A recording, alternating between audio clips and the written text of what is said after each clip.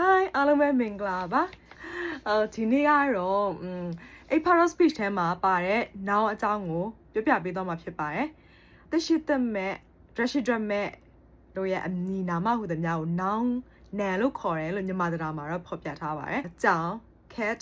ခွေး dog အရာဝတ္ထုတွေစပွဲ table လူတွေရဲ့နာမည်တွေမောင်မောင်ကြော်ကြော်ဥပစသဖြင့်ဒါတွေအားလုံးကိုနာမည်တက်ခေါ်တဲ့အရာအလုံးကို noun လို့ခေါ်ပါတယ်။နောက်ထပ် noun ကိုပြန်ပြီးတော့အခြေထည့်ရမယ်ဆိုလို့ရှိရင် countable noun နဲ့ uncountable noun ဆိုပြီးတော့နှစ်မျိုးနှစ်စားပြန်ရှိပါတယ်။အဲ့ဒီတော့ countable noun ကဘာတွေလဲဆိုတော့တစ်ခုနှစ်ခုတစ်ယောက်နှစ်ယောက်စသဖြင့်ရည်တွက်လို့ရတဲ့သူကြီးပဲစသဖြင့်ရည်တွက်လို့ရတဲ့အရာတွေကို countable noun လို့ခေါ်ပါတယ်။ဥပမာအဖြစ်ယောက်ျားလေးတစ်ယောက်မိန်းကလေးတစ်ယောက်ခဲတဲ့တစ်ချောင်းဘောပင်တစ်ချောင်းစသဖြင့်ရည်တွက်လို့ရတာတွေကို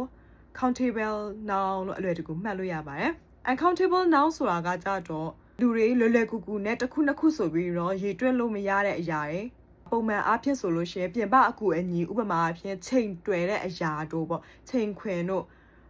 အတိုင်းအတာကိရိယာတို့စသဖြင့်အသုံးပြုရလိမ့်ရှိတယ်ဆန်ဝယ်တယ်ဆိုလို့ရှိရင်တစ်စီးနှစ်စီးအဲ့လိုမျိုးမဟုတ်ပဲနဲ့တပူးနှစ်ပူးနှုတ်စီဘူးတပူးတပီးနှစ်ပီးရေဆိုလို့ရှိရင်လည်းတစ်ခွက်နှစ်ခွက်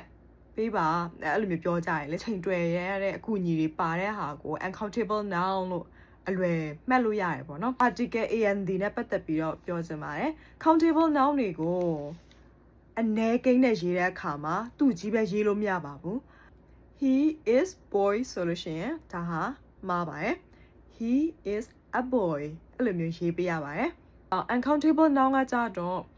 သူ့ရှေ့မှာ article တရရှိတဲ့ရလွဲရင်ကတ်လို့မရပါဘူး an ကတ်လို့မရပါဘူး countable noun တွေကိုအများကိန်းပြောင်းတဲ့အခါမှာကိုတွေက ses တို့စသဖြင့်ကတ်လို့ရပေမဲ့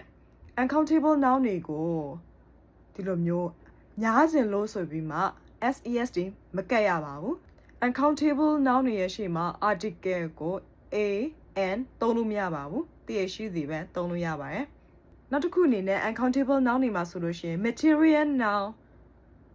abstract noun စတာတွေလည်းပါဝင်ပါတယ်ဒါတွေကိုတော့နောက်ဗီဒီယိုတွေမှာmaterial noun ဆိုတာပါလဲ abstract noun ဆိုတာပါလဲဆိုပြီး noun ကိုအကျယ်ဖွင့်နဲ့ပြန်ပြီးတော့ရှင်းပြပေးသွားမှာဖြစ်ပါတယ်ဒါကြောင့်မလို့ကျမရဲ့ဗီဒီယိုလေးကို like and follow လေးလုပ်သွားပေးကြပါအားလုံးကျမရဲ့ use ဆိုင်ကြပါ take care bye